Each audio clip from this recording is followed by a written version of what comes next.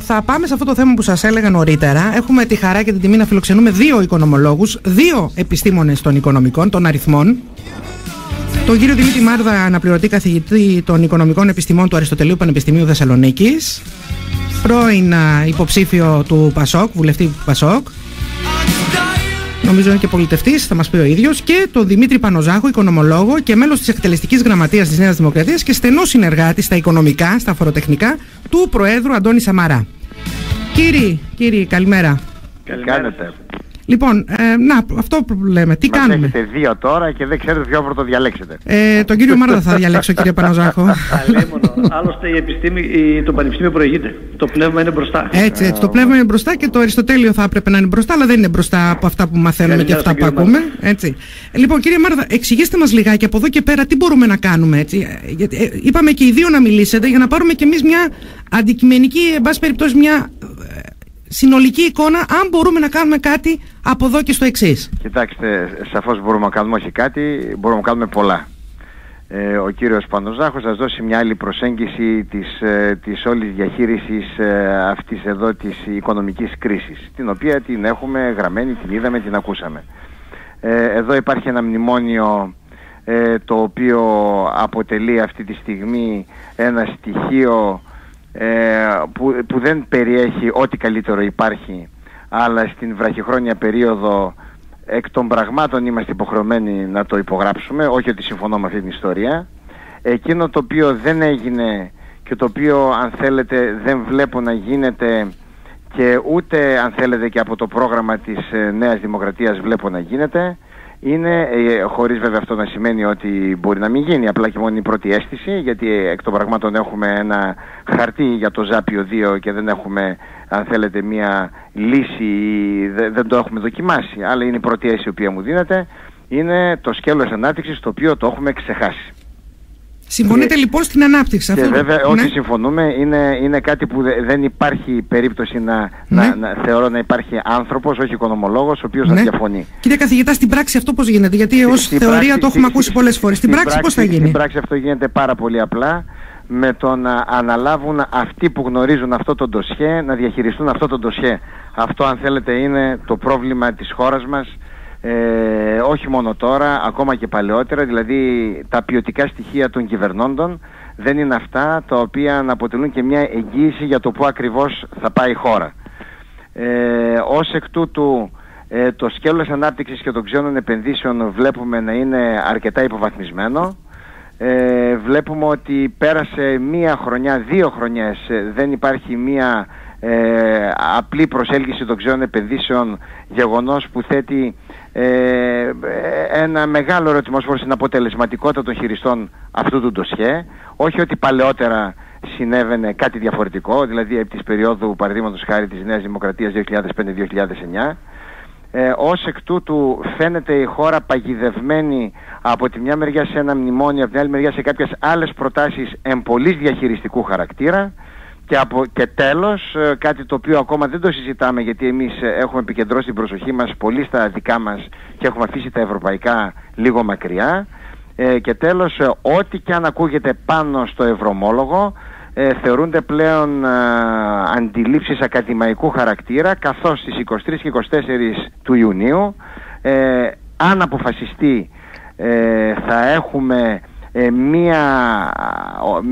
ένα νομοθετικό καινούργιο πλαίσιο σε επίπεδο Ευρωπαϊκής Ένωσης, το οποίο θα επιβάλλει μία μορφή εποπτείας, προσέξτε, πέραν των δημοσιονομικών προβλημάτων που αντιμετωπίζει κάθε χώρα. Δηλαδή θα αρχίσει να κινείται σε άλλη τροχιά η Ευρωπαϊκή Ένωση. Ωραία, μέτρησα, δεν είναι δεκαθά. Ας πάμε λιγάκι στον κύριο Πανοζάχο. Έχει σημασία αυτό, γιατί σας λέω τώρα τι μπορούμε να κάνουμε, όχι... Εγώ σας είπα τι μπορούμε να κάνουμε. Το ξεμπλοκάρισμα είναι... μακροπρόθεσμα, έτσι, ούτε μεσοπρόθεσμα. Και άκρος βραχυπρόθεσμα, μπορώ να σας πω. Έτσι, το θέμα της αλλαγής της διαχείρισης του ντοσιέ του αναπτυξιακού. Αυτό είναι η λύση της ελληνικής Ας ακούσουμε οικονομίας. Και τον κύριο Δημήτρη Πανοζάχο. Εγώ, κύριε Καραπανεγιωτήδου, τώρα επειδή άκουσα και τον κύριο Μάρδα που έκανε μια αναφορά στην Ευρώπη, να πω το εξής: ότι αυτό είναι ένα στοιχείο που πράγματι πρέπει να το λάβει κανείς υπόψη. Δηλαδή ότι η κρίση είναι μια κρίση που έχει και στοιχεία πολιτικής. Ότι η ομοσπονδοποίηση, η εμβάθυνση της ομοσπονδοποίησης στην Ευρωπαϊκή Ένωση θα βοηθούσε τη χώρα, γιατί θα μπορούσε να έχει πρακτική εφαρμογή η έκδοση ενός ευρωομολόγου, νομίζω ότι είναι ένα σημαντικό στοιχείο. Αυτό όμως είναι μια παράμετρος που όταν τη θέτει ο πρόεδρος της Νέας Δημοκρατίας, ο Αντώνης Σαμαράς, μερικοί στη χώρα διαφωνούν. Δηλαδή, όταν ο Αντώνης Σαμαράς λέει ότι θα πρέπει να διαπραγματευτούμε με την Ευρωπαϊκή Ένωση, δεν εννοεί απλώς να διαπραγματευτούμε νούμερα, αλλά και με πολιτικούς όρους. Η Ευρωπαϊκή Ένωση, όταν έγινε μετά το Δεύτερο Παγκόσμιο Πόλεμο, δεν έγινε ως μια οικονομική ένωση, έγινε ως μια πολιτική ένωση. Και είχε στοιχεία τέτοια. Από αυτό το λέω απλώς για να πω ότι πράγματι το τέλη Ιουνίου στη Σύνοδο Κορυφής γίνεται μια συζήτηση και εμείς θεωρούμε ότι αυτό έπρεπε να έχει ξεκινήσει από την Ελλάδα πολύ πιο μπροστά με αφορμή την κρίση. Επειδή όμως είπατε στο διατάφτα πρακτικά με τα νούμερα, να σας πω ότι επειδή τώρα βλέπω ότι ο κύριος Μάρδας, όπως και πολλοί συνάδελφοι οικονομολόγοι, αλλά και βλέπω και πολλοί, ας το πω έτσι, άνθρωποι οι οποίοι στο παρελθόν στήριζαν το ΠΑΣΟΚ, δεν ξέρω τι ψηφίζουν σήμερα ή τι στηρίζουν σήμερα, αρχίζουν και υιοθετούν πλέον τις πολιτικές απόψεις και τις οικονομικές προτάσεις της Νέας Δημοκρατίας και αυτό μας ενθαρρύνει. Πρέπει λοιπόν να σας πω ότι η ανάπτυξη μπορεί να γίνει με πρακτικό τρόπο. Και ο πρακτικός τρόπος έχει δύο σκέλη. Ένα, ότι για να προκαλέσεις ανάπτυξη θα πρέπει να έχεις ένα αποτελεσματικό στη λειτουργία του κράτος. Ναι. Και αυτό σημαίνει ότι δεν μπορούμε να χάνουμε 18 και 20 μήνες στο να μην έχουμε καταφέρει να κλείσουμε έναν οργανισμό ή να συγχωνεύσουμε κάποιους οργανισμούς ή και αν το θέλετε να έχουμε... Κύριε Πανοζάχο, αυτές τις διαπιστώσεις έχουμε κάνει πια όλοι. Από εδώ και πέρα ποιες είναι οι δικές σας προτάσεις και ως... Κλείνω εδώ με τη λέξη. Να σας πω όμως, να εξηγήσω γιατί το λέω. Γιατί θέλω να έχουμε στο μυαλό μας ότι αν ένας δημόσιος υπάλληλος με 1.000 ευρώ δεν δουλεύει, με τα 800 πώς θα δουλέψει είναι αμφισβητούμενο. Και το λέω αυτό γιατί έχουμε μπει σε μια διαδικασία, στην λογική του να φτιάξουμε αποτελεσματικό κράτος, να προσπαθούμε μόνο με χρηματοοικονομικό περιορισμό. Το κράτος για να γίνει αποτελεσματικό πρέπει να περιορίσει και το λειτουργικό του μέρος. Το κράτος δηλαδή έχει υποχρέωση να παρέχει υπηρεσίες στους πολίτες, αλλά δεν σημαίνει ότι πρέπει να τις παράγει. Αυτό που ονομάζουμε δυτικοποίηση, γιατί εκεί θέλω να έρθω. Δηλαδή, χάσαμε 18 μήνες χωρίς να έχουμε προχωρήσει ούτε μία ιδιωτική. Το χάσαμε. Τώρα τι γίνεται? Και είναι ένα στοιχείο. Το δεύτερο στοιχείο στην ανάπτυξη αφορά ότι για να προσελκύσεις κάποιον να επενδύσει στη χώρα, πρέπει να δεις τι πλεονεκτήματα έχεις. Και σήμερα εμείς δεν έχουμε φτηνά εργατικά χέρια, και ευτυχώς έχουμε ψηλότερο βιωτικό επίπεδο, και δεν επιδιώκουμε να έχουμε σώνικια καλά εργατικά χέρια με κόστος σαν το Πακιστάν ή σαν την Ινδία. Δεν έχουμε ένα περιβάλλον τέτοιο με πολύ μεγάλη υψηλή τεχνολογία που να μπορούμε άμεσα να προσελκύσουμε επενδύσεις. Και τι μας μένουνε? Το φορολογικό περιβάλλον. Νομίζω ότι εμείς πρέπει λοιπόν να επιδιώξουμε, γι' αυτό και η Νέα Δημοκρατία επιμένει σε μειωμένους φορολογικούς συντελεστές. Γιατί θεωρεί ότι το φορολογικό περιβάλλον, ο χώρος της φορολογίας των κερδών, είναι ο χώρος ο οποίος μπορεί να αποτελέσει κίνητρο προσέλκυσης επενδύσεων στην Ελλάδα. Γιατί αν δεν έχουμε επενδύσει στην Ελλάδα, δεν μπορούμε να προκαλέσουμε ανάπτυξη. Και επίσης θα ήθελα να σημειώσω ότι στην χώρα αυτή την περίοδο, 18 τώρα 20 μήνες, συζητάμε μόνιμα για το τι θα κάνουν οι άλλοι για μας, αν θα μας μειώσουν το επιτόκιο, αν θα μας επιμικρύνουν τον χρόνο πληρωμής του δανείου, αν θα μας δώσουν νέο δάνειο, και δεν συζητάμε για το κυρίαρχο στοιχείο. Ότι όταν χρωστάς, με την δουλειά ξοφλάς. Δηλαδή αυτό που λέει ο λαός με απλό τρόπο. Όταν το χρέος, έχεις ένα χρέος και μισό τα 100 να είναι το επιτόκιο και 0,25, το χρέος παραμένει.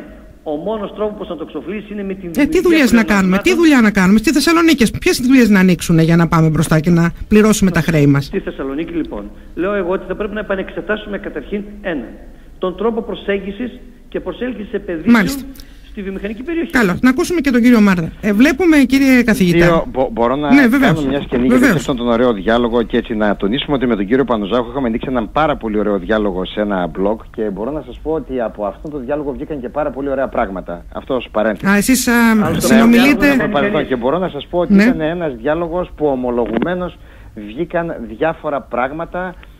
Στο πλαίσιο βέβαια ενός γραπτού λόγου, οπότε καταλαβαίνετε ο γραπτός λόγος είναι και πιο συγκροτημένος και νομίζω έγινε μια πάρα πολύ ωραία δουλειά. Όποιος θέλει μπορεί να τη βρει. Λοιπόν, έρχομαι λίγο σε δύο πράγματα. Προσέξτε λίγο για την Ευρωπαϊκή Ένωση. Η Ευρωπαϊκή Ένωση, εκτός αν δεν άκουσα καλά, το 1957 άρχισε ως Οικονομική Ένωση και δεν είχε καν στο μυαλό της να φτάσει σε αυτό το σημείο το οποίο έφτασε σήμερα. Σε ό,τι αφορά το αποτελεσματικό κράτος, σαφώς θα συμφωνήσουμε, δεν υπάρχει καμία διαφωνία.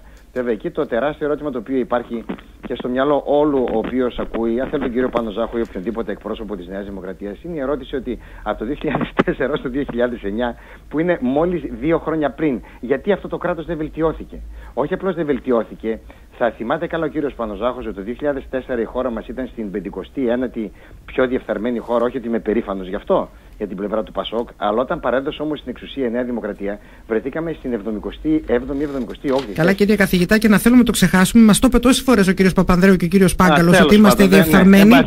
Και να θέλουμε το ξεχάσουμε. Το αποδεχόμαστε, το συμφωνούμε μαζί σας. Και κάτι άλλο, όταν ασκούμε μια κριτική απέναντι στην πολιτική του Πασόκ, την οικονομική πολιτική, αυτό δεν σημαίνει αυτόματο ότι υιοθετούμε την πολιτική της Νέας Δημοκρατίας. Εγώ δεν θεωρώ ότι είναι η ενδεδειγμένη πολιτική αυτή της Νέας Δημοκρατίας και μπορώ οποιαδήποτε στιγμή να το θεμελιώσω. Είναι μία άλλη πολιτική, η οποία όμως δεν πρόκειται να δώσει τα αποτελέσματα τα οποία θέλουμε. Γιατί έχει δώσει ιδιαίτερα στο αναπτυξιακό κομμάτι έμφαση μόνο στο φορολογικό κατά κύριο λόγο.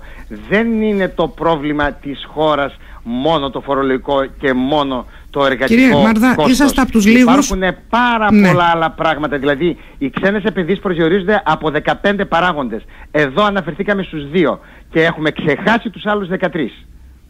Μπορώ να απαντήσω και ο κύριος Ναι, βεβαίως.